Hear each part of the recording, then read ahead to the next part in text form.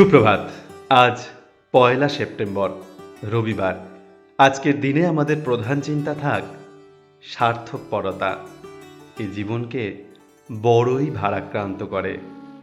আজকের দিনে ঈশ্বরের কাছে আমাদের এই প্রার্থনা হোক, এই বিশ্বের সর্বপ্রেমময় প্রভু যেন আমার চিত্তকে এক নতুন শক্তি ও গভীরতর জ্ঞানদানে সঞ্জীবিত করেন।